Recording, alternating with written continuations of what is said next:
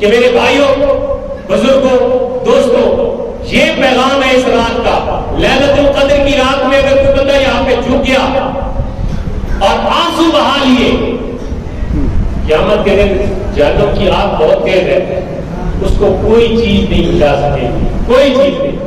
حضور فرماتے ہیں کہ جب ایک بندے کے جہنمی ہونے کا فیصلہ ہوگا، جب اس کے جہنمی ہونے کا فیصلہ ہوگا، اس کا ٹھکانہ بھی جہنم میں دکھا دیا جائے گا۔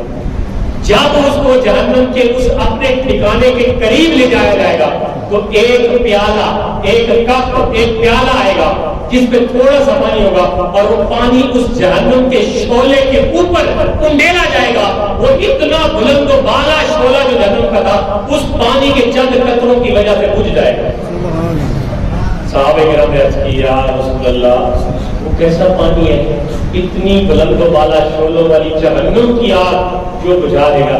فرمایا یہ گناہگار کے اپنے گناہ کو یاد کر کے معافی مانگنے والے وہ آنسو ہوں گے جو دنیا میں اس نے بہائے تھے۔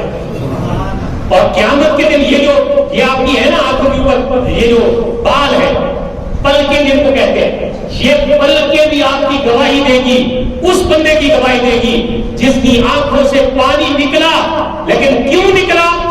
اللہ کے خوف کی وجہ سے، معافی مانگتے ہوئے پانی نکلا۔ تو یہ پلکیں کہے گی باری تعالیٰ تیری یاد میں تو رویا تھا اور ہم سیراب ہو گئی تھی، تیری بارگاہ میں اس نے آنسو نکالے تھے، ہم سیراب ہوئی تھی، بھیگ گئی تھی، آج اس بندے کے حق میں ہماری گواہی کو قبول فرمائے۔ تو اللہ ان پلکوں کی گواہی قبول فرمائے۔